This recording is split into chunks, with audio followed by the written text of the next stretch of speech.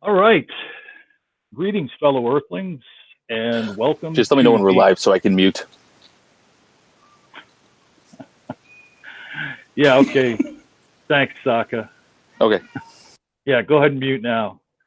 All right, I'm muting. Okay. All right. Thanks, man. Take two. Welcome to the Great Debate Community Channel.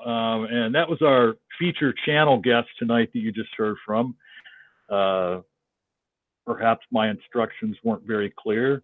But at any rate, this is a channel brought to you by Steve McCrae, and I want to start always by thanking Steve for allowing me to do this. Tonight, we're going to perhaps try an experiment of, as you saw in the title, maybe debating some issues amongst the panel that the live chat suggests to us. Echo. What's that, Jim? What was that, Jim?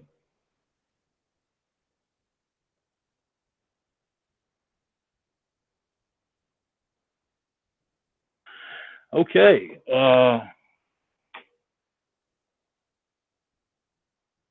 So we're going to start with tonight's feature channel. And I have to admit, I'm a little nervous tonight. That's why I'm at a loss for words.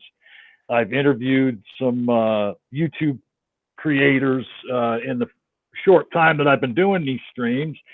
But tonight, we've got like one of the more serious YouTube content creators with us, SOCKA COUNT. Thank you. And Thank you. yes, sir. And Patreon /SOCKA COUNT. And he's the creator of the Socratic method. He identifies as a secular humanist. And the first thing I want to ask is, you do have another channel besides SOCKA COUNT called Games You Kind of Like. What is that all about? I actually have a bunch of different channels out there. It's all about kind of like diversifying your YouTube portfolio. So, I mean, I got Let's Play channels. I got ones where I do hair and makeup tutorials. One where I think it's called Moonbach. I just sit there and eat on camera, which is really good because it ties in good with my health and fitness channel as well. And is that the one where you eat? Is that kind of like an ASMR thing?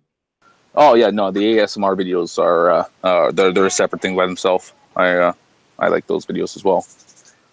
A lot of just rubbing wool over the microphone for like 5 hours. Oh, okay. I'm gonna have to sub to that one. That sounds interesting. How did you come up with the name SOCKA COUNT? Name? I mean, how else does anybody else get their name, right? Oh, okay. That was your name at birth then, is what you're saying. Well, no, well, it's my Christian name. Yeah, really. Okay. And it's actually kind of funny. Like, the true story. Like, back when G Plus first started, I had no idea what a SOCKA COUNT was, and I used to do these hangouts with my buddy Nick, and one day he kicked me out of a Google Hangout like this, and on my main account, or my original account, and he's just like, "Oh yeah, hey, sorry, I kicked you. You got to come back in on a different account." I'm like, well, I don't have a different account. I'm a normal person who has multiple accounts. Like, why would I need multiple Gmail accounts or any of this stuff? You just do everything on one account. And he's like, "Oh yeah, just go create a SOCKA account." And I'm like, "What? The hell's that?" He's like, "Yeah, it's just another account." So I created SOCKA account and liked it so much. It's been my main channel ever since. And so you took it literally. You thought you couldn't come back into the Hangout unless you named it SOCKA COUNT? Well, I mean, I'm really good at following direction. Okay. So what YouTubers inspired you to be a content creator? Oh man, geez. Not really inspired. I'm a third generation YouTuber. It's been my family since the 50s. Okay. And could you describe your content and your channel's goals? Yeah. I put out. I'm a serious YouTube content creator, so everything I put out is literally the most serious topics out there. Conversations. I have the best conversations, and my goals are to become YouTube famous and quit my job. Awesome. SOCKA /Patreon. Yeah. Or Patreon /SOCKA COUNT. One of those things works. I try typing both of them in and see how it works. Now I'm just actually I'm just a deliberate hangout crasher. That's like really what I do. I strive for just like finding other people's hangouts and just jumping into them. It's now is there a Owen Wilson to your Vince Vaughn out there? When you crash these hangouts. Yes, but he who should not be named. Well, okay. Now, what best describes your style and ideology? Argyle sock, gym sock, or wind sock? Wind sock, because I'm just full of air. Full of air, yeah. I've heard that you talk for like 30 minutes at a clip. Yeah, I get that all the time. I don't know what it is. I think it just goes back to like even for really simple questions. I have a tendency of just going on and on with like really long, drawn out answers, even if it's kind of deviates from what the original question was. And I mean, this started back, I'd say probably really early on in my G Plus time, that you used to have to do these hangouts, and there's always these big rooms with like 10 people inside of it, and that you'd always have to try to fight for mic time, try to get in there, and people constantly interrupting, people just like over talking each other. So you develop this kind of technique. One second. Yeah, so you're kind of going on and on right now too. You're kind of doing it now. Oh, I thought it was the featured channel. I thought this is the part where you let me babble for 30 minutes. Okay. No. Please continue. I didn't mean to interrupt you. Patreon /SOCKA COUNT. Yeah. No problem. It's all good. It's all good. I'm done. Well, okay. Are you sure? Yeah, no, we can pick this up later. Yeah. Well, okay. All right. I'm going to take this video and I'm going to do an 8-hour review of it afterwards for all the times that John Peterson cut me off. Well, okay. All right. I'll be looking for that. Now, socks, as we know, socks usually come in pairs. Is there another sock account out there somewhere? I like to think that we are like Legion. It's always fun when people claim sock accounts and everything. I just kind of like graciously accept responsibility for everybody, for everything. I like to think that anybody who has a sock account or sock account is just a member of my sock cult. Yeah, I mean, that would be. I mean, some people have many sock accounts, so. Yeah, and as long as I just kind of label them as like my minions, I think that means I have like the most followers on the internet. The other thing I want to bring up is kind of strange to me is that before you agreed to do this interview, you submitted writer requirements to me, like you were. I thought I was required to. Is that what you're supposed to? Well, no, it's usually like for like musicians and stuff like that. Famous. Did I mention that I'm a serious YouTube content creator? Well, yeah, you did mention that. I mean, one of the things, and people have probably noticed I've been doing it, one of your requirements was that I say Patreon /SOCKA COUNT periodically throughout the interview. I think I've been living up to that. The other one I wanted to question you on, you said you wanted a square of thick shag carpeting available and dryer sheets to come down. Are you addicted to static electricity?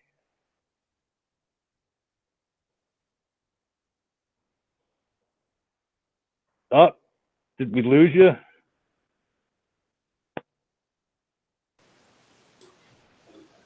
Oh, I think I muted there. Did you guys hear my really bad dad joke?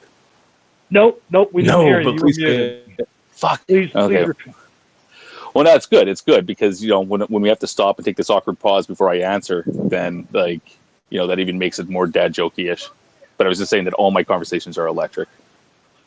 and then there was like rim shots and whatever. Never mind. Okay. I didn't even have the rim shot loaded up. Except this conversation, right? Just Except this conversation. But Yeah.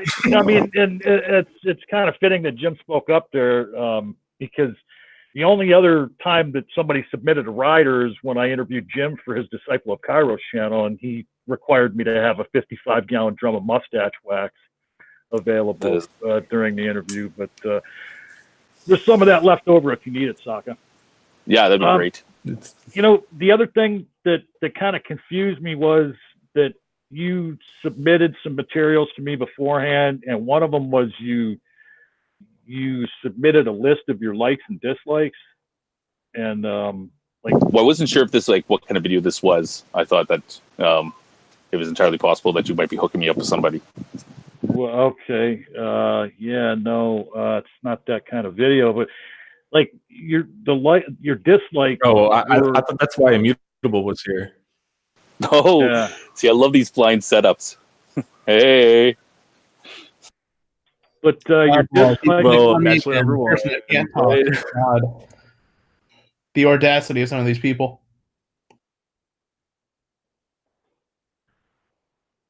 So your dislikes were all about puppeteers. Puppeteers that don't wash their hands after going to the bathroom. Puppeteers that don't That's gross. Puppeteers that don't trim their fingernails. That's painful. Puppeteers who don't take their hands out of the sock before masturbation. Okay, that happened once. That happened one. Okay. You know, And then number 4 on your list of dislikes is fuck marionettes. oh, those aren't real puppets. That doesn't make sense. So if it's got a string, it's not the real thing. No, that's just a kid's game at that point in time. And then on your likes, there was just one entry, sock puppet hentai. Is that really a thing? Like, yeah, Rule 34. All you got to just Google it. I'm sure there is some out there, and it's probably amazing, and definitely does not feature anything I've ever done. you know, the other thing you linked me to, like, as people in the audience probably know, like, some YouTube content creators, they have Amazon wish lists so that their fans can send them items, you know, from Amazon. And I mean, I clicked on the link you sent me, and I went and I looked at your Amazon wish list, and it's kind of, some of it's confusing to me. Like, number 1 is kind of normal. Number 1 on your wish list is a shiny red bicycle with a banana seat. Yeah, I mean, everybody likes to ride a bike. You know, I never got one for Christmas, so, you know, it's good to have. Number 2 on your Amazon wish list is world peace. You gotta, you know, you really gotta give back. You know, it's the ultimate. That's the ultimate goal of my channel. And if you click on it, it actually opens up the full title. It's "World's Piece of Ass." That's what the full title. Only got the abbreviated purpose of that, which is good. It makes me sound better. Yeah. Number 3 on your Amazon wish list. 3 more inches of cock. It's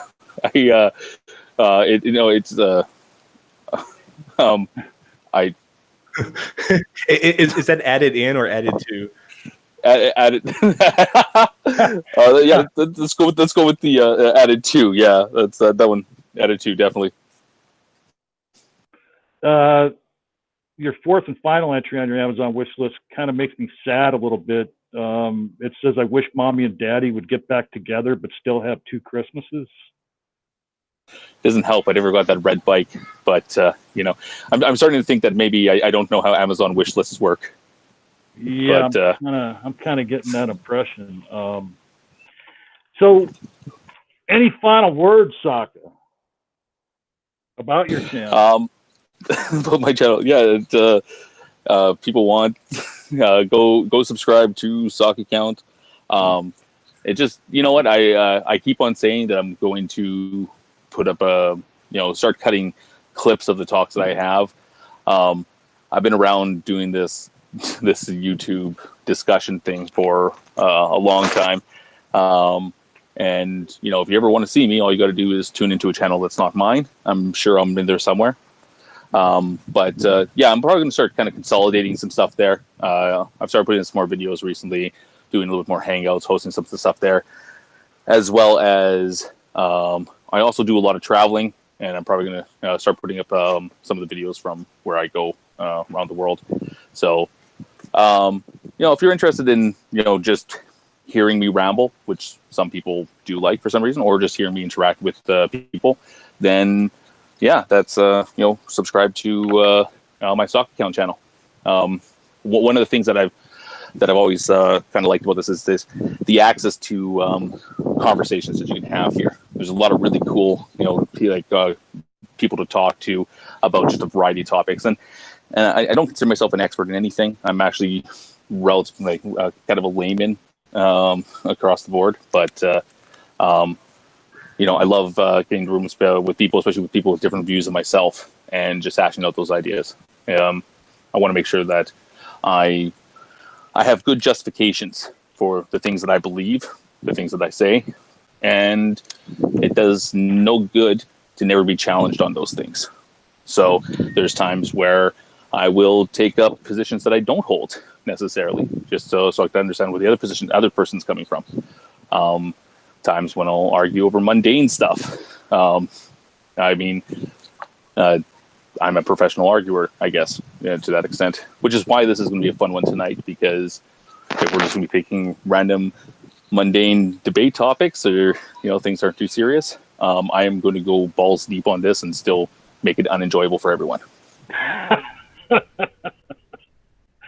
All right then, and that's you know, SOCKA COUNT YouTube channel, and Patreon /SOCKA COUNT if you want to support him as a YouTube content creator.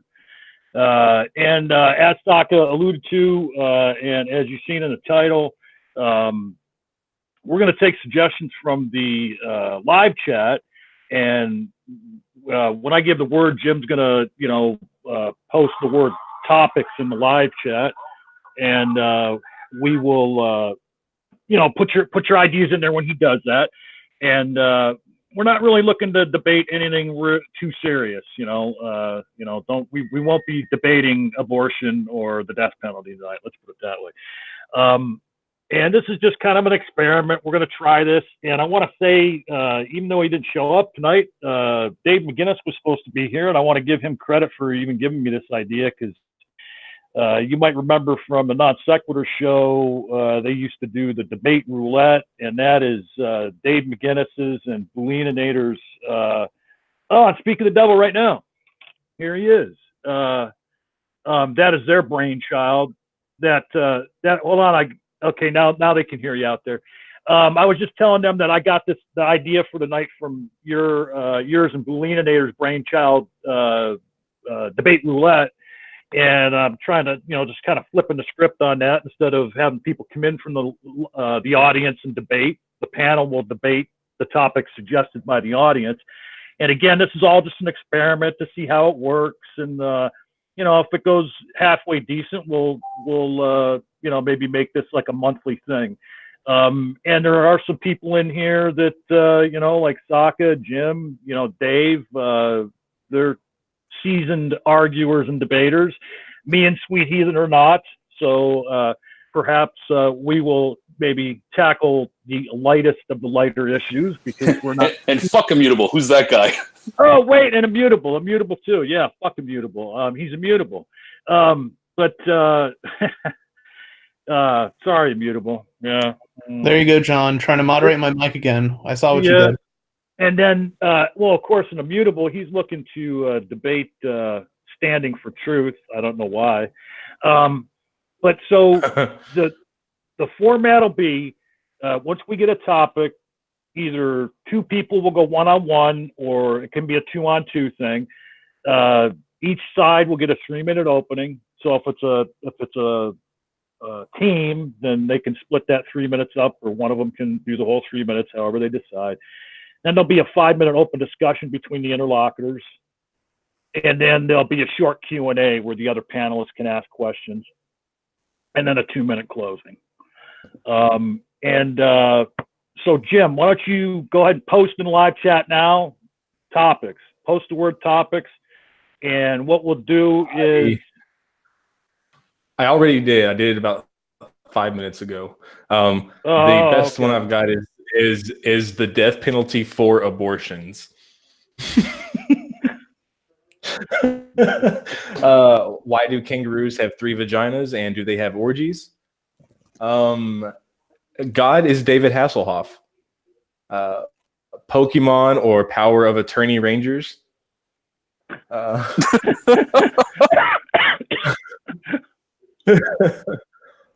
Are sovereign citizens making the automotive glass industry rich? That's presumably because police officers are shoving their heads through the glass. John, you've got a list, so why don't you start us off with one from your list, and in the meantime, I'll gather some good ones from the live chat, and we'll just keep them coming in. Sounds like a good idea, Jim. Is there anybody in the live chat that we know that might want to come in and try this too? All right. I don't know. Maybe YouTube search in general. Maybe shoot down a link. They won't. So, like, some of the ones I wrote down were DC or Marvel. Does anybody want to hash that one out? We got any DC people? Yeah, I would love to do that one. I mean, it's Marvel. That's end of discussion. Marvel. I think we have a couple of people to do that one. Jim and Dave. Sounds like Jim is DC and Dave is Marvel. So I'm Marvel, but if I have to take DC, I will. Oh, I thought you said DC. No, my argument is really not that strong. It's just I like. It doesn't have to be. This is a shit show. And DC has Aquaman, so they lose. Is there anybody here that wants to argue the DC side instead of making Jim be the devil's advocate? Sure, I'll argue the DC side. Oh, all right.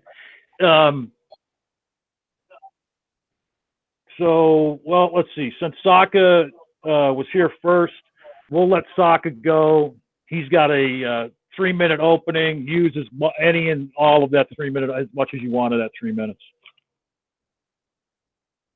Okay. Well, I think that the first thing that people forget is that DC was first. You know, when we talk about between DC and Marvel, like DC is, you know, the proto kind of comic book company out there. Came up with a lot of the original ideas behind these superheroes, and that not going to lie that the Marvel Cinematic Universe is doing quite well compared to DC, and that doesn't contain the entire range of what we're talking about when we talk about DC Comics. We're just talking about the collection of the stories and the characters that are kind of like contained within these things. If you go and ask, oops, my phone, it's already broken. That's okay. If you go and ask, any kid in school, about superheroes, who are they going to come back with? Superman, Batman, classic DC comic book characters. Those are the ones that we kind of go to first in our mind. If you're going to create a mock or a spoof of a comic book character, you use the DC Comics because they have that archetype of the superhero laid out. And plus they're serious comics. They're not just made for kids like the Marvel stuff is. The stories are much better, and just the range of the universe itself is just just that much better. Even the villains within the DC Comics, like the Joker is like the archetypical just chaotic evil character out there, and you can't, nothing in Marvel even comes close to the type of storytelling that you get from those comics there. So really what it comes down to is that people take a look at the movies. Okay, yeah, sure, like I said, Marvel did pretty good, but I mean, they have the power of Disney behind them. The whole House of Mouse, everything that they touch turns to gold. I mean, if Mickey Mouse was featured, featuring Batman movies, they'd be blowing out of the park too. So, but I don't think it's a fair comparison when we're talking about the difference between DC and Marvel. got to come down to more than that. The characters, the stories. And for that, DC has it. In fact, the only thing that Marvel's gotten right is that they know where to copy from, and that's DC Comics. Ooh. All right, is that it? You done? Yeah. All right, Dave. You got up to 3 minutes. I'll start the timer when you on your first word. You're muted.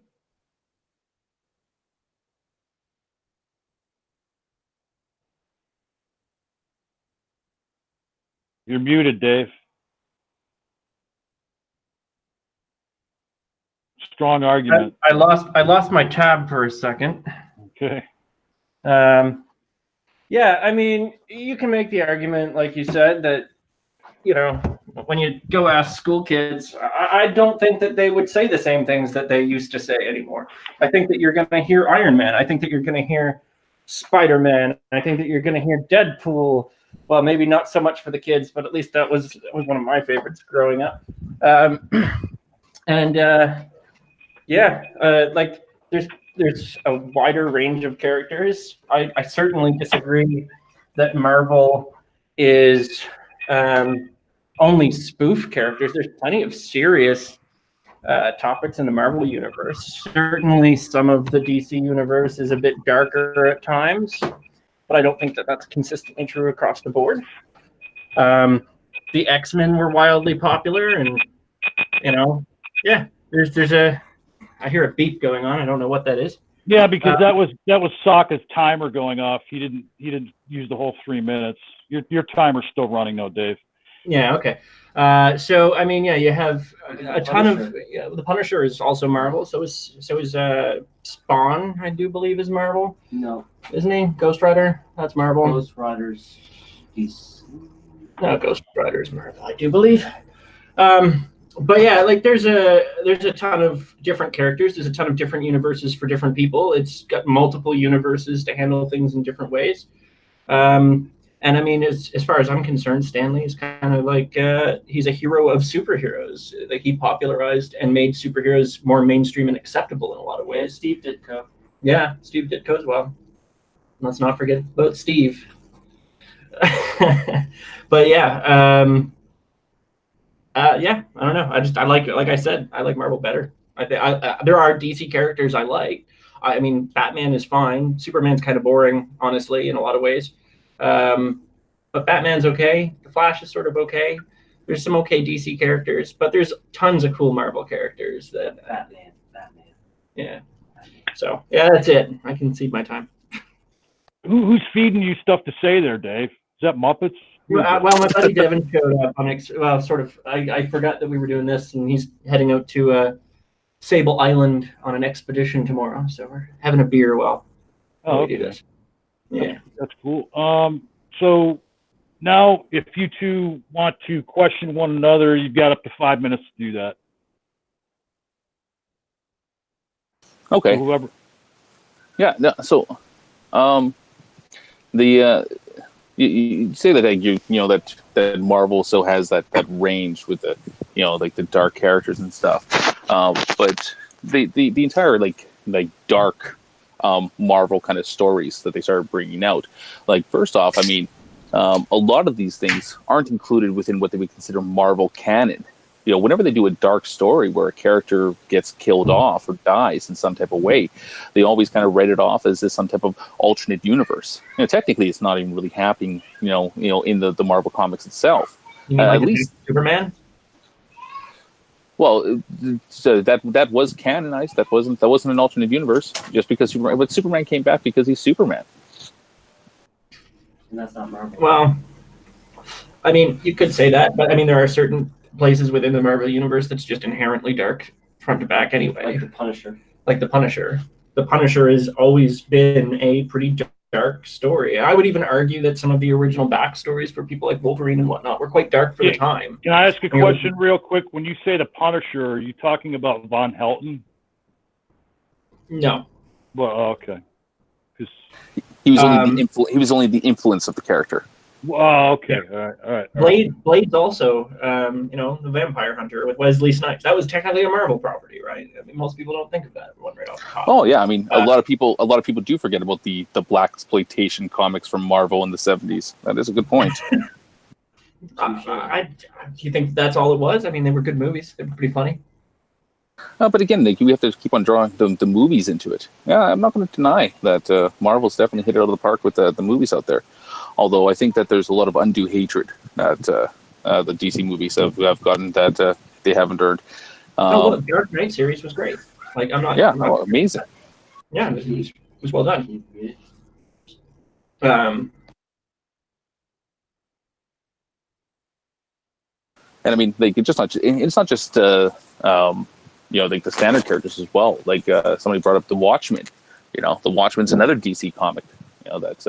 That's absolutely amazing. The Watchmen is Dark Horse, though, isn't it? Isn't that a different branch? No, it's published by DC.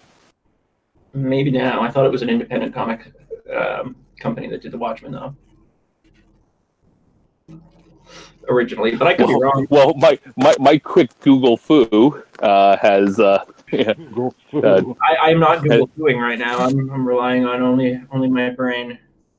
Oh, yeah, that's the same. I'm not sure. And the Watchmen's good. I think though that Marvel did something for comics where they brought them into a more mainstream audience in a lot of ways, and like if you look at the comics that people were attached to, particularly probably mid '90s forward, I think that Marvel started to really overtake DC as far as popularity goes.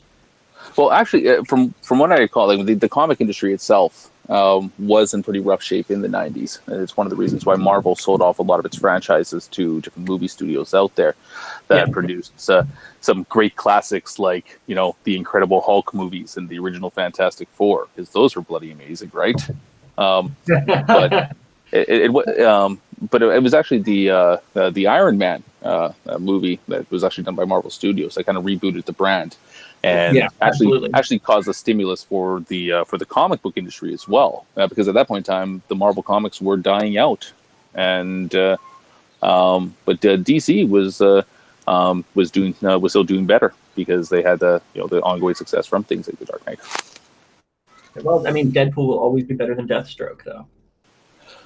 Okay, that's not fair. Deadpool's awesome. The trump card. just gotta. But the only reason why Deadpool's awesome is because he's played by Ryan Reynolds, a Canadian. Just going to point that out there. Yeah, that's true. Canadian, yeah. Absolutely. Deadpool's Canadian. Which leads into the next debate topic: why Canada kicks ass over our traitors, the traitorous colonial neighbors down south. 30 seconds. Oh, okay. I don't have any more questions. Okay. I mean, I don't really have any more questions either. I don't, like I said, it's not. Do you think Jim may have had more to say? I have no think idea. DC's trying to be too serious? So, does Jim, Immutable, or Sweet, do you have any questions for them? As far as character and character development, you guys kind of touched on that, but do you have anything further to kind of make your points as far as that goes? Well, I mean, I heard something really interesting. What did you hear, Kevin? My good friend? I heard that I saw this really interesting clip about how Zack Snyder kind of tried to, go on the coattails of Christopher Nolan, and that The Dark Knight was sort of a set-alone, serious trilogy, where Snyder tried to repeat that in a lot of his stuff, and he kind of missed the mark on it. Yeah, I mean, I wasn't a big fan of Suicide Squad. Oh, was it? It was bad. I wasn't a big fan of Affleck's Batman. That was pretty bad. I think, yeah. I mean, and also to say that like all of the DC is always dark. I mean, look at the fucking 1960s Adam West as Batman. I mean, it's not like DC has this monopoly on being serious. They've been silly too. So yeah, I don't know. I think I think it just that were in Marvel comics, the themes in Marvel comics inherently were also, I think, more serious in a more subversive way early on, similar to like the original Star Trek, right? I mean, the X-Men very clearly was dealing with racism and those sorts of themes, but in a more digestible way. And you didn't see that coming quite so much on the DC side. It was more just sort of like cops and robbers, catch the criminal bad guy kind of things, whereas there was more sort of character and like emotional stuff happening in the Marvel universe to a large extent. Not that there was none of that in DC. There certainly was. Anybody else have any questions? No, Nope. no. All right, so each of you can have up to a 2-minute closing. Okay. Yeah. Like I said, I think that we have kind of a weird perspective of the comics nowadays, just by virtue of the fact that the Marvel Cinematic Universe has been doing so well for itself. That, you know, it's taking characters that were never entirely popular to begin with and turned them into, you know, real honest-to-goodness superheroes. Nobody knew who Guardians of the Galaxy was before they made a movie about them. It was a throwaway comic that nobody really cared about. You know, same thing with, to a certain extent, Iron Man. You know, Iron Man, while being a major Marvel property, was never as popular to the same degree as, you know, that's X-Men franchise, like anything to do with Wolverine, or you know, even some of the other Avengers. You know, he's a supporting character. You know, but because Marvel had thrown away movie rights to a lot of its characters, they had to rely on the B team, and they did great. Those comic book heroes like Iron Man, you know, they weren't popular because they stood on their own by the great storytelling that was contained within the comics of Marvel for, you know, decades. You know, they became popular afterwards, you know, because they were integrated into the medium of movies better than other characters were. And yeah, all I have to say is, yeah. All right, all I have to say Dave. is all I gotta say is rest in peace, Stanley, and from whatever beyond place you're looking back down on SOCKA, talking shit about Marvel, don't hate him too much. All right, a nice succinct closing from Dave Mcinnis there. Awesome. So live chat, who won that debate?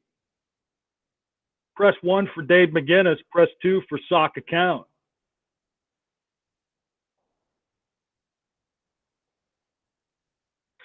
So Jim, any interesting topics from the live chat there that?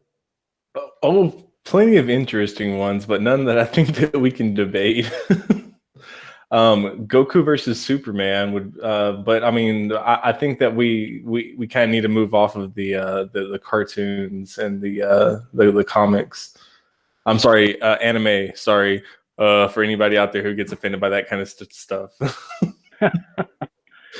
Let's see. I propose Star Trek versus the Orville just because I think the Orville is amazing, but. Oh, that sounds like a good one. Is that your own idea, or was that from the live chat? It's kind of a spinoff from the live chat. The live chat had one about like, what do you think about the new Star Wars trilogy? And I haven't seen all of them for myself, so I don't know.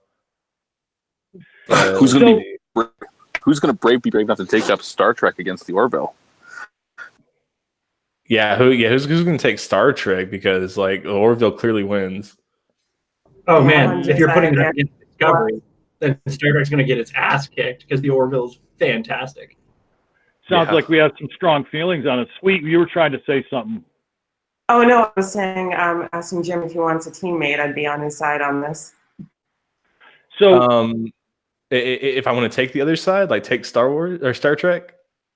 Oh no! Before we were talking about possibly doing teams, like 2-on-2. Oh yeah. And you said, and Sweet, you want to? I didn't hear. You want to be on what? The Star Trek or the Orville side? I would be on the Orville side. Oh, okay. And Immutable just Orville kicks it. These guys like Star Trek ass. I'm just going to listen to this to be entertainment. So Immutable just message that he doesn't know what the Orville is, and he spelled it Orvell. No, it's Orville. So is anybody brave enough to take the Star Trek side? Oh man, why not? I take bad positions all the time. Let's do it. So who is gonna team up with Sweet? She said she wants to be part of a team. Who's also on it? Jim, you're on it. You and Jim against me and SOCKA then, and unless there's somebody else that wants to take the Star Trek side. So since on the Orville side of it, we'll let Jim and Sweet go first, and they have up to a 3-minute opening, and you can decide who's gonna say what and for how long. I can open up, but I don't think I'll take very long. Maybe like a minute or two. Okay. Go ahead whenever you're ready. I'll start the timer on your first word. Okay. So the Orville, for those who don't know, it's Seth MacFarlane's newest baby. It's a futuristic type space travel exploration kind of thing. It's very, very close to Star Trek. They're part of a government agency, if you will, that is in an alliance of sorts with a variety of other planets and other worlds and other beings. And Seth MacFarlane takes the role of a captain of his own starship, and he has his own crew and everything. And the characters are so much more realistic. They have such a good backstory. There's such a good character progression. The cinematography is much better. Let's be honest. Shatner was not the best actor, as great as everybody wants to say that he was. He really wasn't. And the new Star Trek isn't much better. Again, poor character development. Very poor. The Orville, the characters are much more relatable. They experience real problems, and they go through them in a way that would that's much more realistic and would be much more believable. It's a lot easier to relate to these characters than it is to Star Trek characters, and I think that argument alone makes it better. And if there's anything else that comes up, we can approach that. But for now, I'll surrender the rest of my time. And so, Sweet, do you have anything to add to what Jim said? Not that much, actually. That touched on pretty much everything I was thinking about. The only other thing I think was on how the Orville really touches on really abstract moral decisions. The morality that comes through on it, it's more current, it's more contemporary, and it's concepts that I don't think were even really deeply thought about with Star Trek. So, but yeah, that's it. That's all I have to add right now. All right, and I think I'm going to take a minute right up front off of mine and SOCKA's time, and let SOCKA have the rest of it. And what I have to say is, okay, I've been around ever since the Star Trek universe was created. I was born in the early '60s. I saw the original series mostly in the '70s as reruns. And one point I want to make is there wouldn't be an Orville if it had not been for Star Trek. Seth MacFarlane's The Orville is an homage to Star Trek: The Next Generation. All the qualities, all the qualities that you named about the Orville are all things that came from Star Trek. Seth MacFarlane will tell you that he's a huge Star Trek fan, and that's why he created the Orville. The Orville is a good show, but without Star Trek, there would never have been an Orville. SOCKA? No, That's 100% true. I just want to point out that Brendan Braga, one of the original producers for TNG and Voyager and DS9, is an executive producer on the Orville, which is why and a writer, which is why they've had so much of the original Star Trek casts from various series on that program, because they wanted to be a spiritual successor to what Star Trek actually was, even though a lot of the original people who cared about Star Trek and starred in now. So SOCKA. Yeah. Sorry, can you hear me there? Yeah. Okay. Yeah. No, I think that John hit on the main points there. Like, first off, is that one of that Star Trek is better than the Orville, because well, I mean, it's the again, I don't want to go back to the same type of argument before, but it's the original. Like John said, everything that the Orville does right, it owes to classic Star Trek, and I think that again, we're being slightly jaded by the fact that Star Trek has not really delivered much with the new movies, as well as Star Trek Discovery, but as far as just shows go, the Star Trek was a complete trendsetter. Like that. This is certain things that the Orville hasn't had to deal with. Star Trek made huge strides towards. It's the multiracial, multicultural class of people. The concept that they have humanity, this picture that they built up, was done in a serious sense, a sense of optimism towards the future. Well, the Orville does nothing but mock that. The Star Trek puts forward this idea of this utopic world that we can strive towards. Well, the Orville just takes those main lessons put forward by Roddenberry and just kind of shoves them into the dirt as a kind of a punchline. So yeah, the Star Trek is clearly the better, stronger, more the trend-setting show that deserves respect. All right, so now we have up to 5 minutes for each side to question one another. If you want to start out, Sweet, it sounded like you were trying to get in there. Yeah, I have something to say. So we're talking about which one is better, not necessarily which one came first. I mean, you wouldn't have cars today if it wasn't for horse carriage. There's always something that comes first. It doesn't necessarily make it the better version of that thing or the model moving forward to build upon. So I'm curious, like, what you think about that.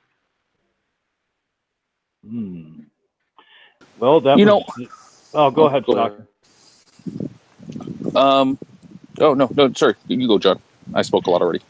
Well, so that's a good point. First doesn't necessarily mean best, but the fact of the matter is that, going back to my original point, if not for Star Trek, I think one of the first things that Seth MacFarlane did in television, he was a guest on one of the I can't remember whether it was Star Trek movie or one of the Star Trek series. And he readily admits that the Orville would not have come about without Star Trek. You're right that first doesn't mean best, but if you just look at the body of work that Star Trek has, several different series, years and years of movies, and as SOCKA pointed out, as of late, they faltered a bit, but their, body of work, kind of speaks for itself. And what do we have so far? Like 2 short seasons so far of the Orville. I think that they've got a long way to go to match up to what Star Trek has given us throughout the decades. I got a question. I want to just respond really quick for my. Okay. Can I respond really quickly to something you said, SOCKA?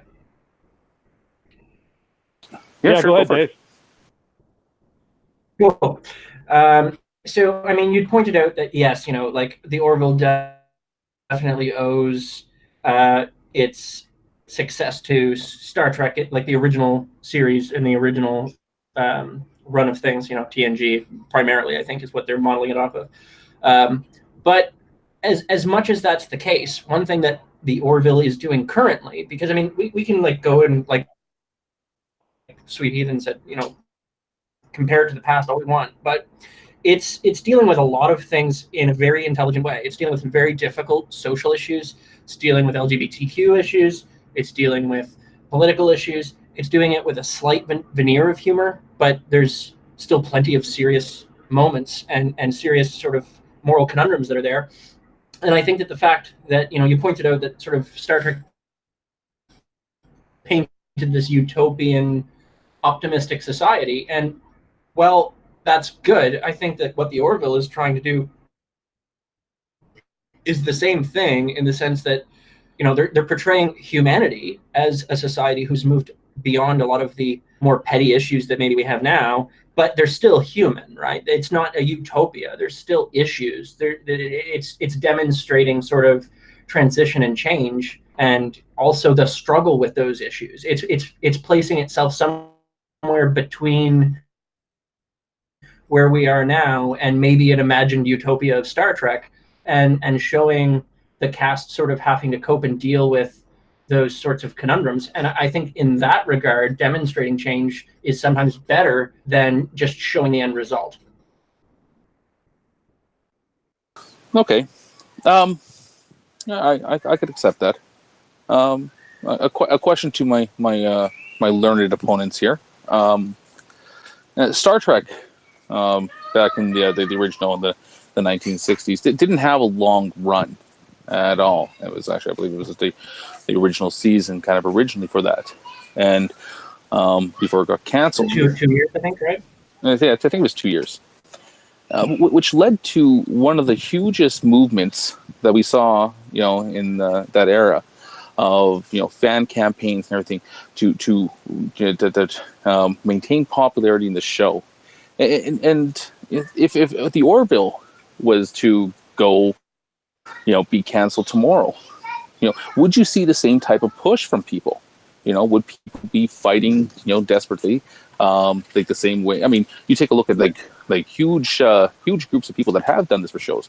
Firefly is a good example of this. That had a huge movement afterwards. Would the Orville even generate half that, or would people just be like, well, what, is the show gone? I think there absolutely would be. There's only been 2 seasons of it, and the third season has already been confirmed. So if they were to suddenly say that season 3 is not happening, there's already a lot of buildup.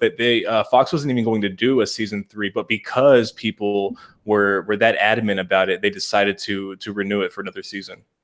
Yeah, because they hadn't announced the renewal. Started mailing to Fox. Yeah, if Fox decided to not go forward with the Orville, do you think that another network would pick? I said if Fox decided not to go forward with the season 3 of the Orville, would another network pick them up? Yes, absolutely.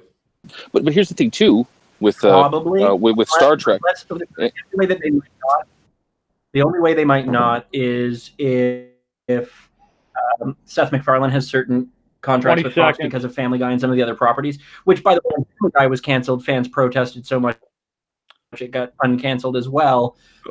So, I mean, MacFarlane has a pretty strong fan base anyhow, like from his other that might projects. Be the case. But when they didn't announce the renewal, people started protesting because it wasn't announced as renewed for season 3. So it's already happened. What you said wouldn't happen has basically already happened.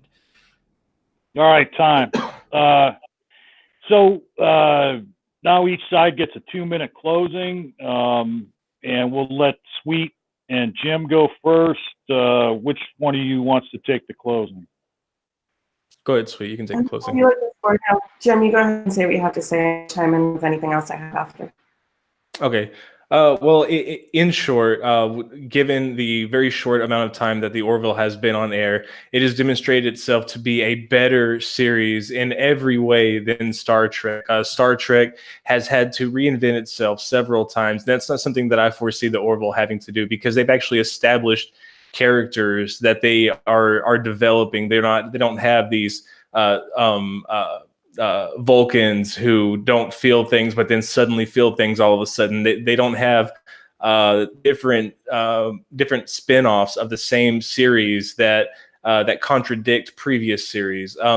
So far, it's been a very consistent, very enjoyable show, something that you don't have to be nerdy about, something that everybody can enjoy. And you can finish that up, Sweet. Not a single thing to add, actually. That sums it up. That's it. All right, and I tell you what, as a member of a team, I'm smart enough to recognize where the strength of my team is, so I will let SOCKA take it away for the closing here. Okay, I just want to say that yeah, Star Trek, like Dave pointed out there, that has a huge following that some of the true what the Orville has, with the making sure that the show is going to go on, and that huge fan following. Okay, I'll concede that, but to the degree in which that this show can be an influencer and trendsetter throughout society, like I said, there's some issues that the Orville hits on. Now we pointed these out before: LGBT issues, social, economical issues as well. That's fine, but it's not the first to do this. It rides on the coattails of dozens of other shows that have tried to make these trends out there. In a time where people are pretty acceptable about a lot of these things. It's not the trends that are that needs to be there right now. There's a lot of different issues that that are very popular right now. Huge social issues that need to be addressed that I don't think that the Orville has the balls to actually address. And unlike Star Trek during its time, which did things which were just unheard of. First interracial kiss on TV. But it's not just about that as well. If we do take a look at the fans and what they did, like the huge campaign that started after Star Trek was canceled, and didn't just create more Star Trek spin-offs, more Star Trek shows. It also laid the groundwork for things like conventions. Well, sci-fi conventions were a thing beforehand. The idea of the Star Trek convention that came out after this, that led into other conventions, other fan expos and everything else. It pretty much laid down the groundwork of what it means to be a member of a following of a show or an aspect of pop culture. It wasn't just a trendsetter on TV; it's a trendsetter in how we approach society as well. So, yeah, Star Trek for the win. The only thing I want to add to what SOCKA said is, and I'm a fan of the Orville, but if you look at every episode thus far of the Orville, you can find a Star Trek episode that matches the same storyline. Do you want some dressing with that word salad? Oh, I think that was a mic drop for John. Jim's just trying to ruin it. Yeah. I don't know if there's a winner here. I mean, to be honest with you, I'm a fan of both. I love Seth MacFarlane. I love the Orville. I love Star Trek. I'm glad myself that Seth MacFarlane has stepped in to try and keep the tradition of Star Trek going, as opposed to, and I do watch Discovery, but it is, far removed. Far worse than the Orville.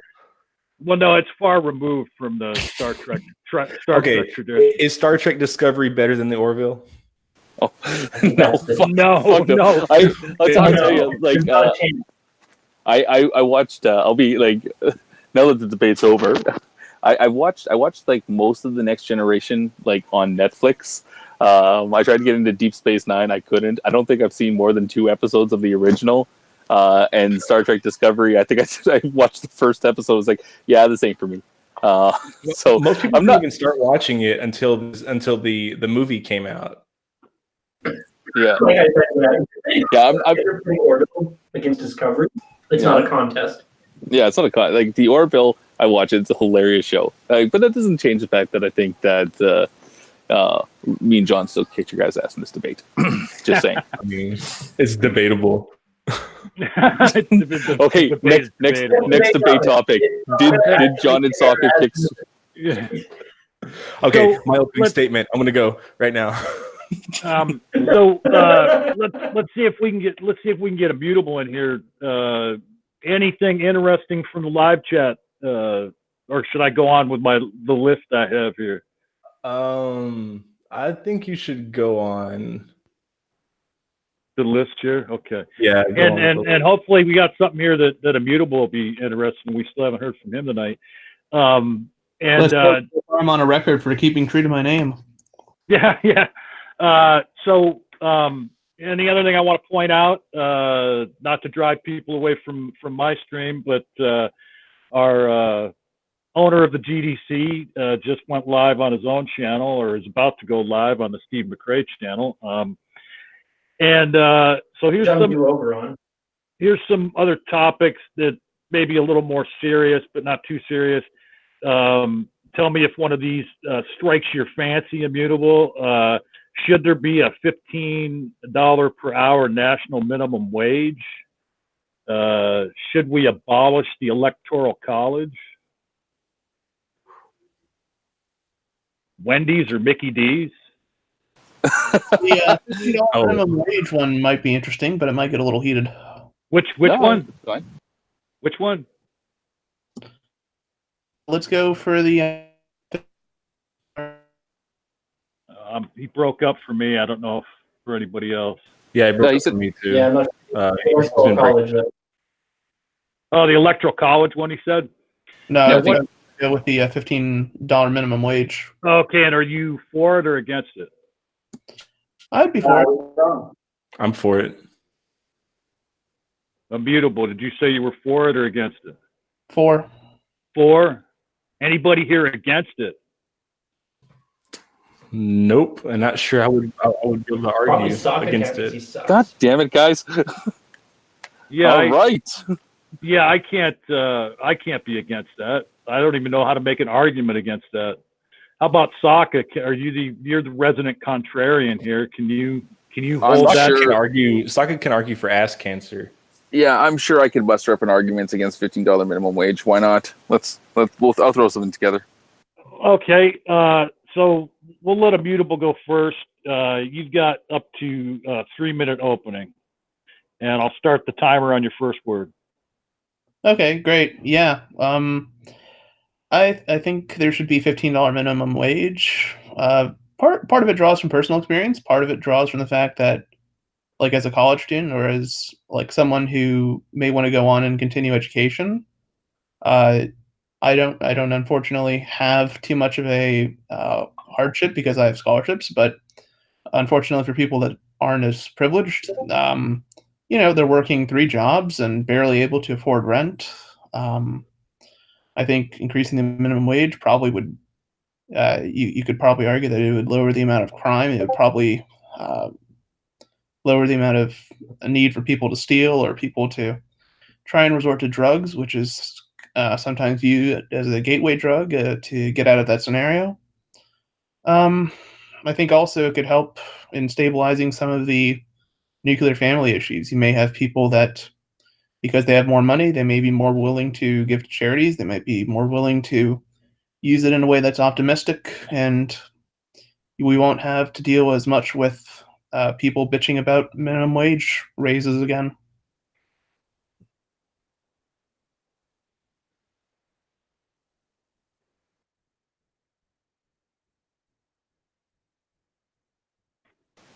I think he's done, SOCKA. Go ahead and take it away.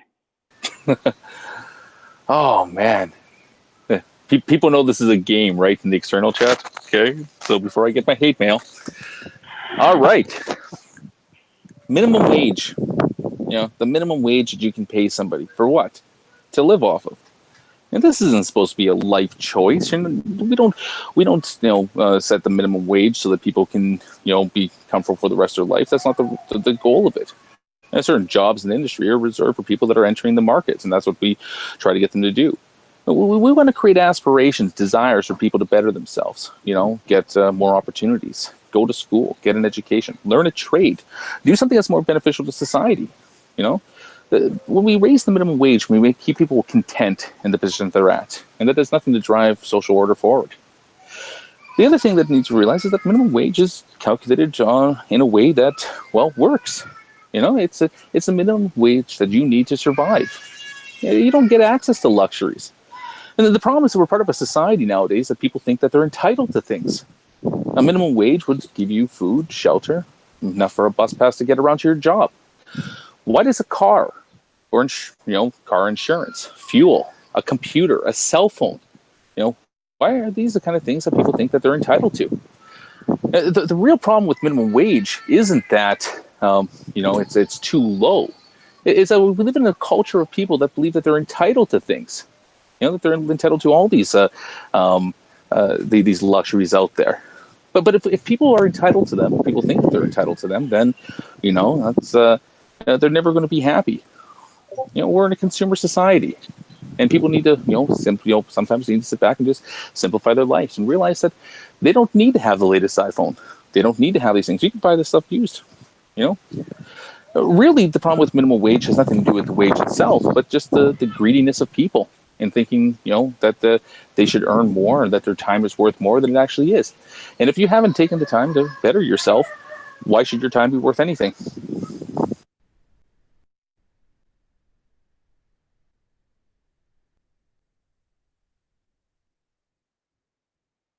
And I can see the rest of my time.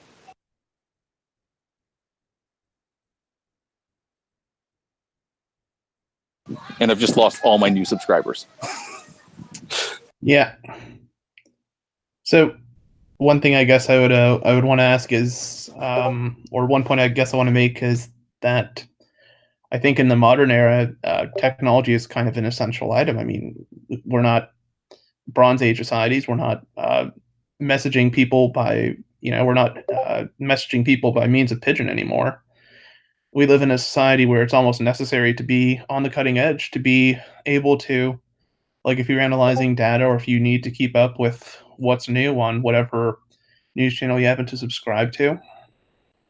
I think it's important to have technology in a world that, in this day and era, it's evolving so quickly, and there's a lot of different versions of the truth, kind of, so to speak, that are being passed around, and if you're not able to keep up, you're going to get passed in the dust, and you're going to believe whoever sounds most convincing to you. Yeah, but the problem with that is that you think that you have this idea that that it's a necessity for people to be on that cutting edge, but we know that it's not being employed in that way. The necessity that people think that they have is to have access to the newest game system. So when they're off work working their minimum wage job, they can play 8 hours of Call of Duty before passing out that night. That's how the time would probably usually be spent. Now, I mean, this isn't universal case, and there's people out there that obviously are in a rough position, and they might have difficulty coming out of it, which is where the need has to go into social systems that help improve people and help offset costs associated with things like university and childcare.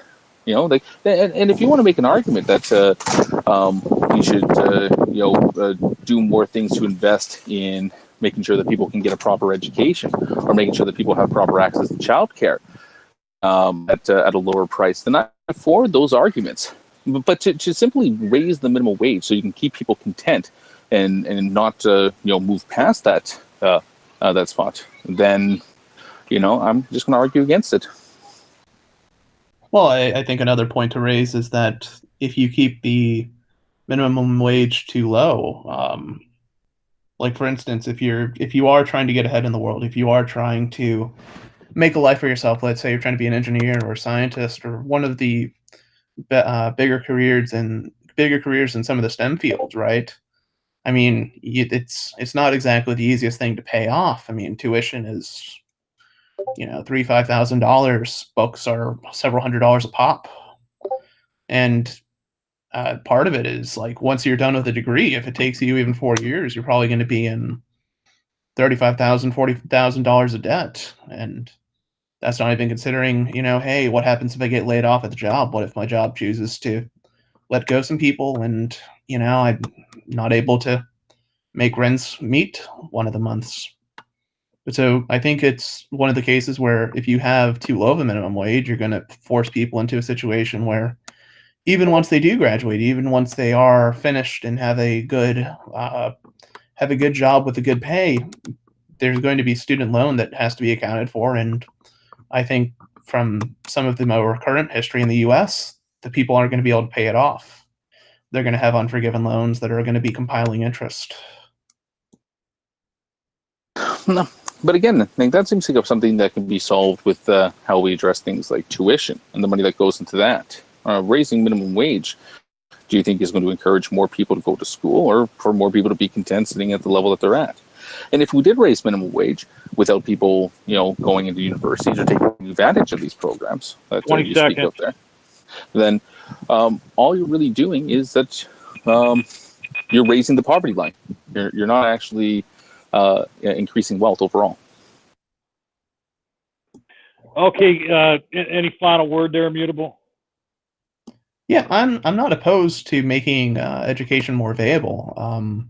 I think there's several sites that do a good job of trying to make content that's advanced, like chemistry and higher level physics, more available to people. I think, unfortunately, at this point in time, we don't live in a society where necessarily there isn't overly much diversity in being able to earn an online degree, and the cost that it's, I suppose, in a way, it's more convenient to attend a university than to try and go through the hassle of online universities and some of the bugs in the system that are still occurring with their formation and development. All right. Anybody on the panel have questions for either of them? Was that the closing statement? Do I get a closing statement? Well, yeah. After I'm just seeing if anybody has any questions for you, then you'll get a closing statement. Yeah. I have a question for SOCKA. So, do you think that everybody that is currently making the minimum wage, are they all in entry-level positions?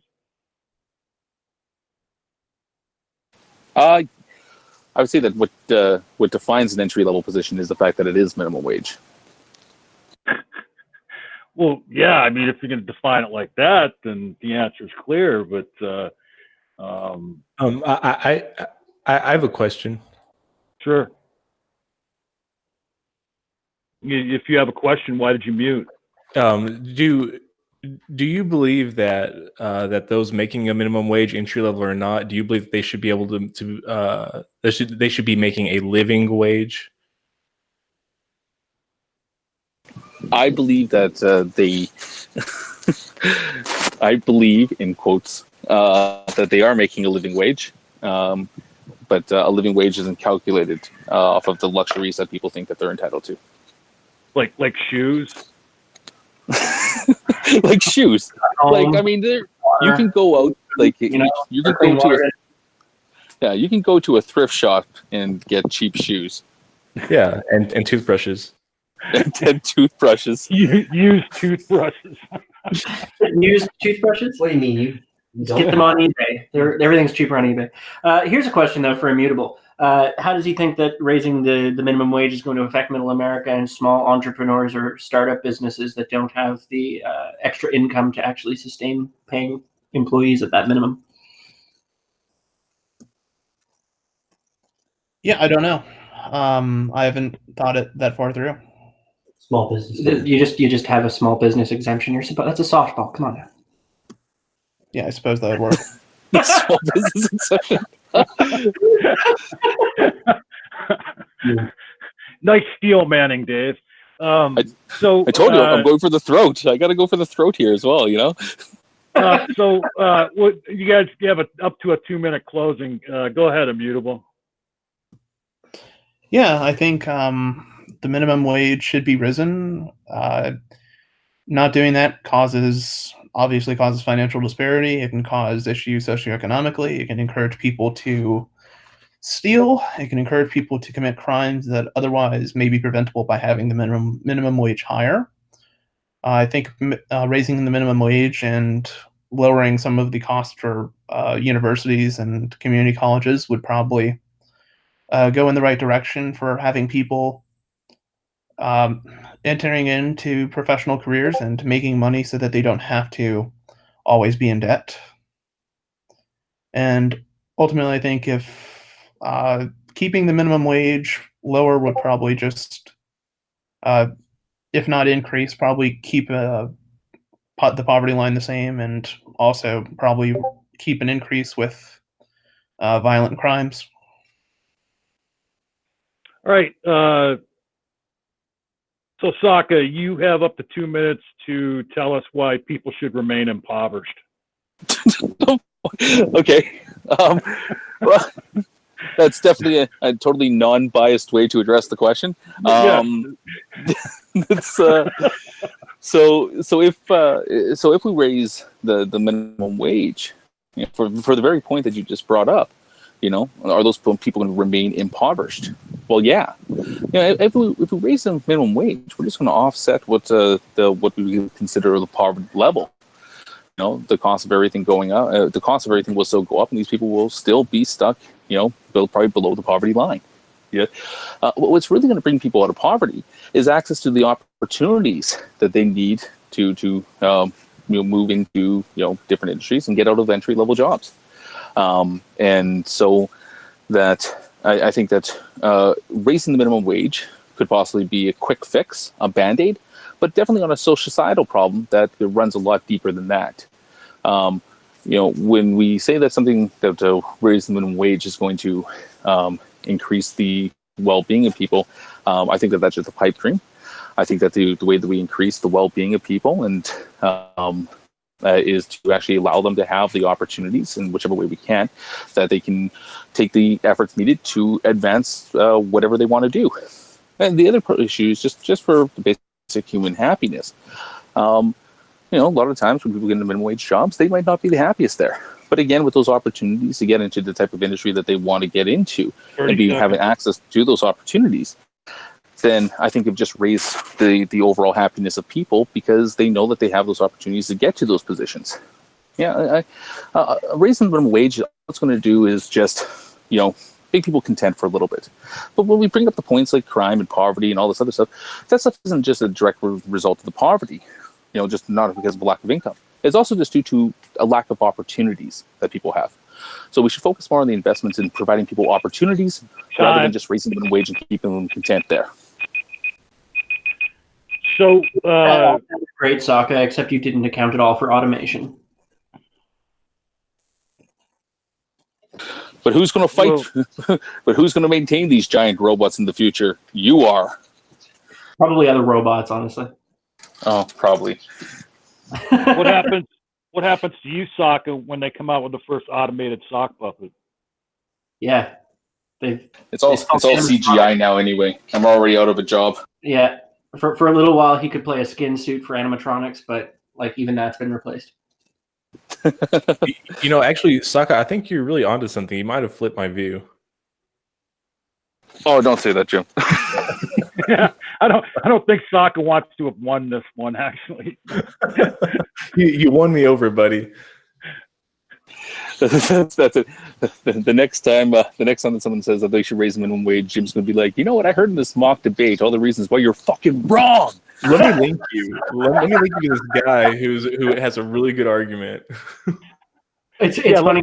You were muted and you were giving your statements. My friend Devin, who's sitting here listening, was saying all the points just ahead of you.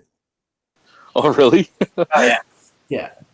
Because we were sitting here talking while I was muted. What would be the best arguments for not doing this? Exactly. I think we ultimately came up with the same stuff, but I think ultimately, a $15 minimum wage is a pretty low minimum. It's not that big a deal to try to ensure that. At least here in Canada. Yeah. We're not that far away from that Canada-wide right now.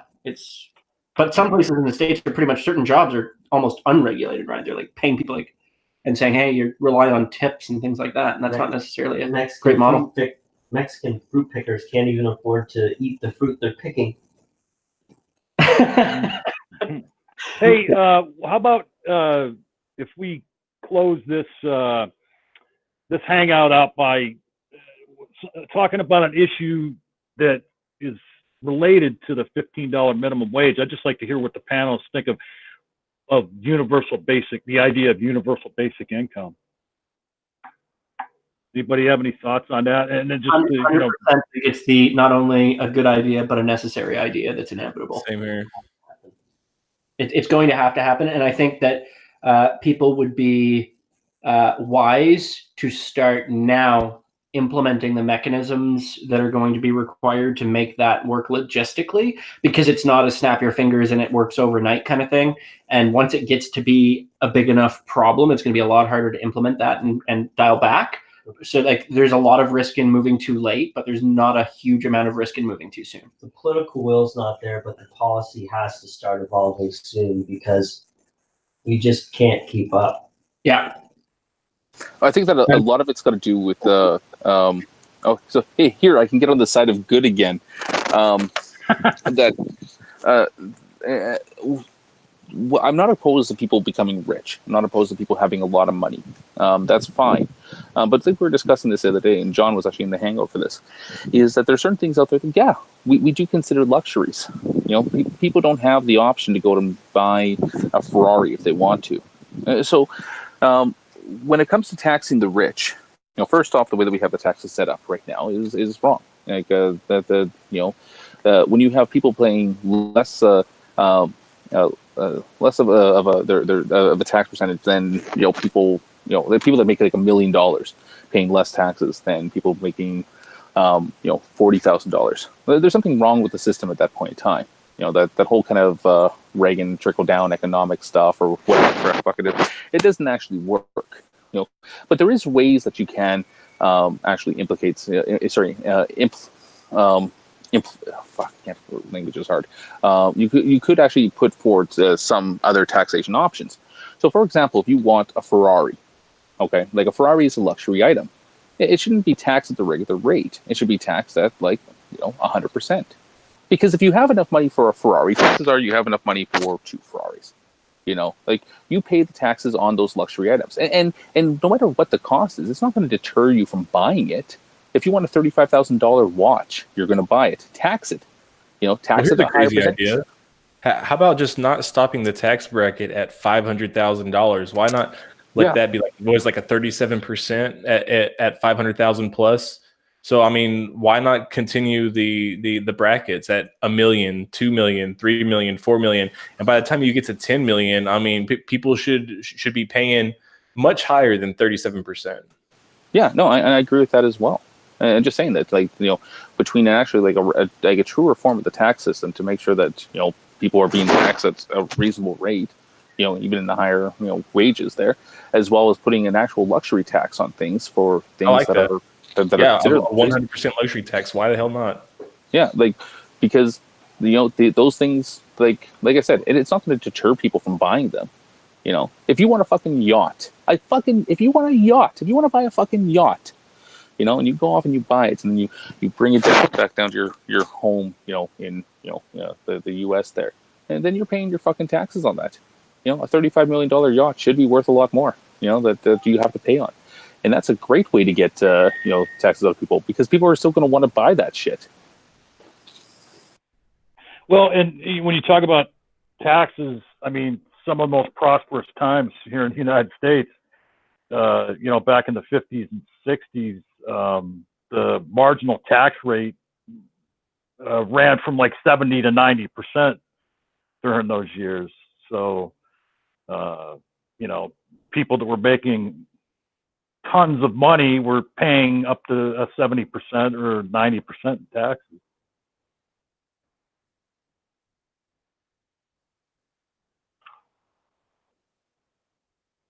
Everybody's muted.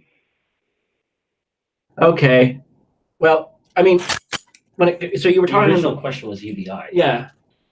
So one thing that people could do, I wanted to respond to, because you said what could people do about it? I mean, they could support Andrew Yang right now. He's doing pretty good for an underdog, and he's not going to win. Well, you never know. Stranger things have happened.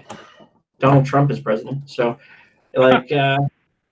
I think he's got some sensible policies. He wants to get rid of the electoral college. Even if he doesn't win, if somebody would adopt his policies. Yeah, I mean, if he could be popular enough that people start to take, Biden definitely won't. Bernie maybe, possibly. Maybe Elizabeth Warren might adopt some of these policies. But, I mean, if you can push the Overton window by showing enough support for a particular set of ideas, and Yang is one of the few candidates right now that has a robust set of ideas where it's not just, hey, here's what I'm running on. It's here's 79 policy platform points and my plan to implement them. And they're all laid out. He's pretty transparent in that regard. He wants ranked choice voting. He wants to do a whole bunch of really positive things. I think people haven't looked at his policy enough beyond UBI.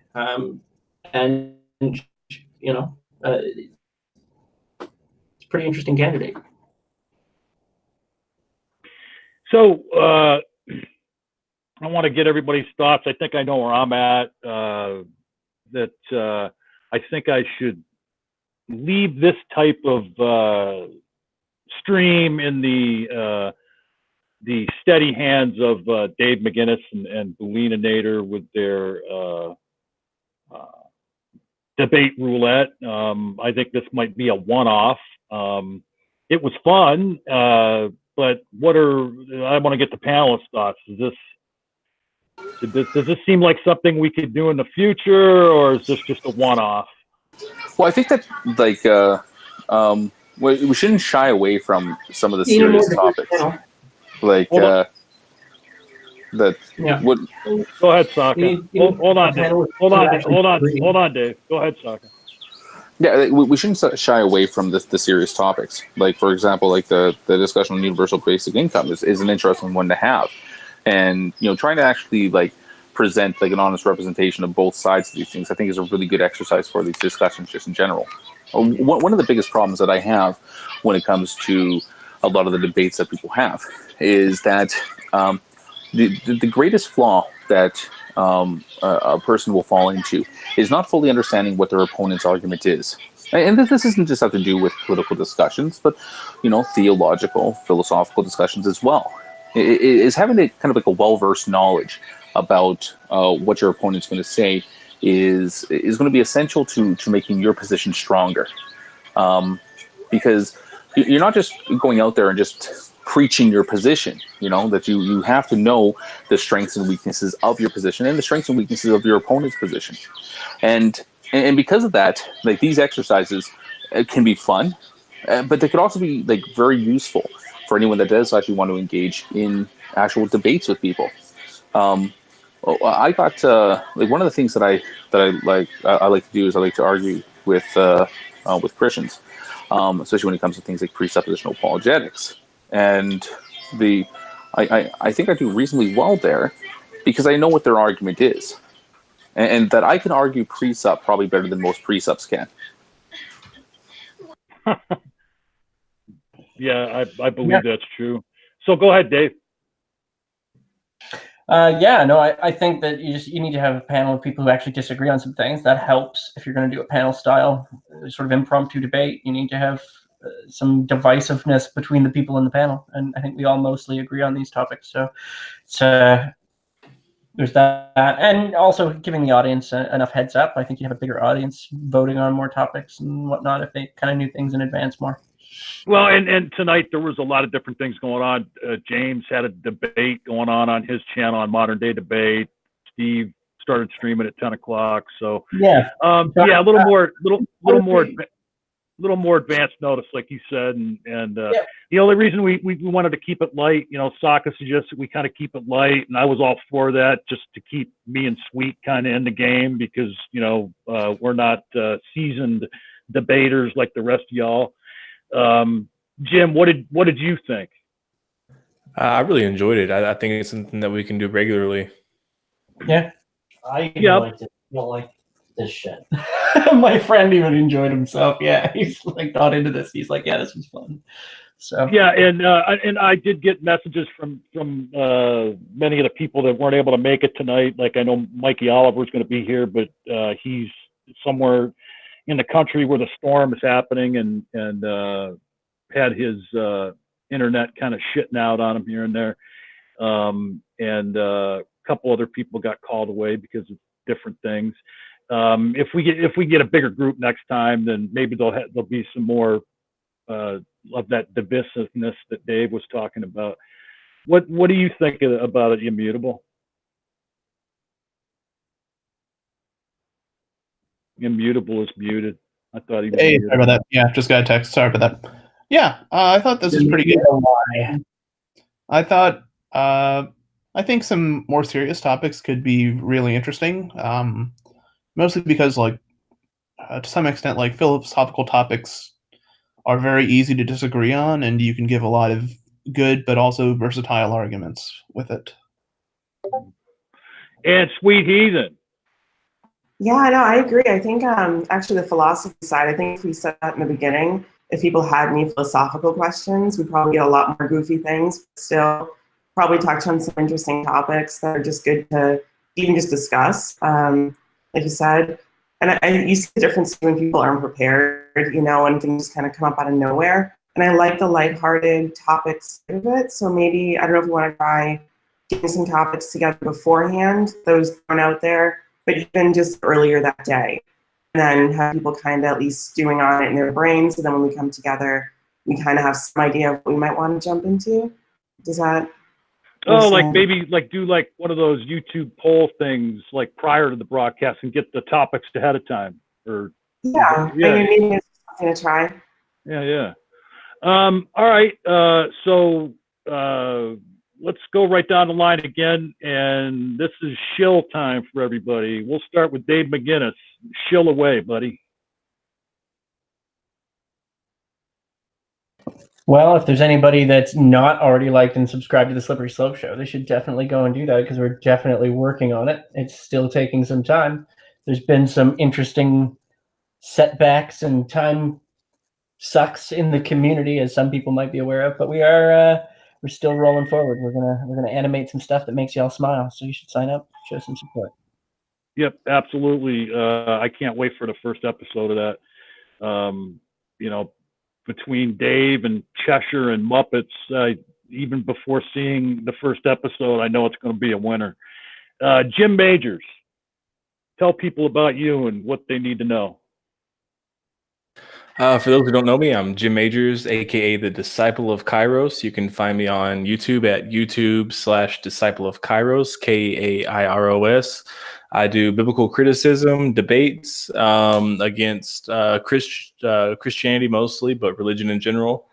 And yeah, check me out. I'm like 23 subscribers away from 200, and I would love to hit 200 soon. That'd be great. Yeah, definitely get over there and subscribe to Jim's channel, Disciple of Kairos. We'll have all the guest info in a pinned comment after this post is a video. Absolutely. Go for the plugs, stay for the mustache. Immutable Destiny, anything that people should know about you? Yeah, I refuse to be muted. I speak my mind. I'm around here and there. If you catch me, great. If you don't catch me, fuck off. SOCKA COUNT, our feature channel of the night. Shill away, and I have a timer. Oh, wow. Okay. Yeah, I'm SOCKA COUNT, aka Bartholomew Roberts. You might see me around jumping into different Discords, different channels. I have a tendency to represent some pretty unpopular positions. Some of them are held seriously. Some of them are held a little bit more as a contrarian. I have a deep desire for discussion. I like having discussions with people about a variety of topics related to religion, politics, pretty much anything. I'm pretty open about a lot of my positions. I try to represent them the best I can. But I'm also, like I said, I'm a huge advocate for how these discussions play out. And I think that one of the problems that I had and that I have with the community in general is that we've lost access to some of the good discussions that we had before. Well, there's channels like Modern Day Debate that are coming up and presenting really good a really good format, really good topics to have these discussions. It's not quite as open as it used to be. There used to be a time when anybody can kind of jump into a hangout and argue with someone or discuss whatever they want. We don't really see that much anymore. We do get a little bit of it in Discord, but obviously there's not much of an audience unless you're sitting in the room there, or if you're fortunate enough for them to be live streaming it. So because of this, I've noticed that when it comes to a lot of debates and a lot of arguments out there, is it's just reserved for people that kind of have that skill already. And there's not enough opportunities for people to hone their own abilities. So I encourage people to start YouTube channels, Follow people that do a lot of open hangouts. Raging Atheist is good for this. There's a lot of open hangouts. Even here, great debate community. If you wanted to come into one of these discussions, become a participant, no one's going to say no. This is an open venue of ideas for people to come in and discuss whatever they want. If you think that you can offer something, or if you think that you just want to get in there and be able to experience what it's like to be, having this discussion in real time with people and debating different political or religious viewpoints, then do it. Put your name out there, because the worst thing that can happen is that people aren't prepared. People sit inside of rooms for so long thinking that, I could argue this if I need to, and then being put in that position where they actually have to, and realizing that even if they have the stronger position, such as, Marvel is better than DC, or that the Orville is better than Star Trek, if you can't articulate those ideas, I'm not saying that like I won those debates. I think every single person here is pretty, formidable in their debate abilities, but if the layman out there on the street, trying to have this discussion, somebody else might not be able to articulate what their position is. These hangouts, these rooms, discords are great opportunities for people to practice this stuff. And if people want to have discussions with me, with anybody on the panel here, just send them a message. Take me on my channel, leave a comment, or whatever. Get in touch. A tutorial from SOCKA on how to filibuster. I can give you guys a tutorial on how to filibuster, how to talk for 30 minutes straight. Wait a minute. This isn't a tutorial on how to filibuster right now. I was going to actually, I think Dave caught on, but it was exercising my ability to talk for a half hour before John gets tired and shuts me up. I caught on. I'll just let you go. I caught on like 3 minutes ago, but okay. And let me just add to all that Patreon /SOCKA COUNT. Sweet Heathen, anything people should know about you? Oh, no, I don't put out my own content right now, so I'm not looking for subscribers, but feel free if you're curious if I ever do. I'm mostly bouncing around other channels right now and just doing things like this. It's a lot of fun, so thanks for having me. I do art, so if you're looking for that, I do graphic design, fine art, UI design. So sweetheathen.com, hit me up if you're looking for anything like that, or if you want to chat about anything. Always looking for more of these. Thanks. Yeah, and I want to get the particulars on all that, like any links that will lead people to you, so I can put it in the pinned comment along with everybody else's information. So I'll DM you on Twitter. So we're going to close out here for the night. I didn't seem too confident about all this, but given the input from the panel here, we'll definitely try this again, maybe in another month or so. But next week we'll go back to what I normally do. We'll do a topic-based discussion, and I believe that the feature channel next week is going to be one atheist, one witch. I'm pretty sure that they confirmed on that, but I'll have to check on that. And I also want to announce that I've been inspired by several people that have been on these panels, and by the owner of this channel, Steve McCrae. And I have just started a new channel myself. There's no content on it yet. And I'm going to continue to, do these great debate streams as long as Steve will have me. And we will continue focusing on topic-based panel discussions and have a feature channel every week. But as far as the new channel I started, it's called The Amateur Conversationalist, focus on the amateur. And on that channel, I want to have some one-on-one type discussions.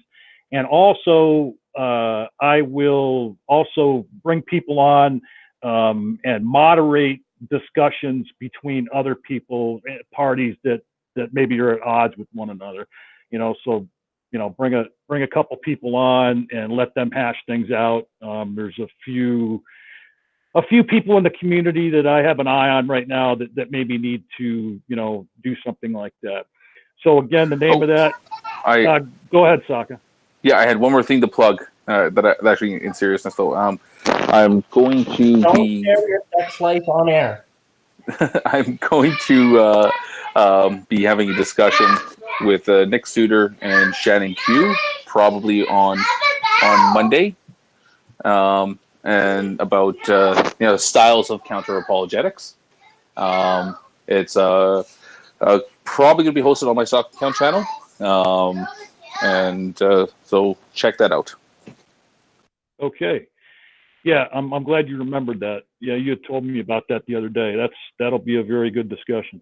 So again, the name of that new channel of mine is the Amateur Conversationalist. There's no content on there now, but hopefully in the near future. So be looking for that. And I want to thank everybody for being here tonight. It was fun. I particularly enjoyed the Star Trek Orville debate. That was quite awesome. I usually try and end every stream with a quote, but I didn't look anything up tonight. But here's one just off the top of my head. What does God need with a starship?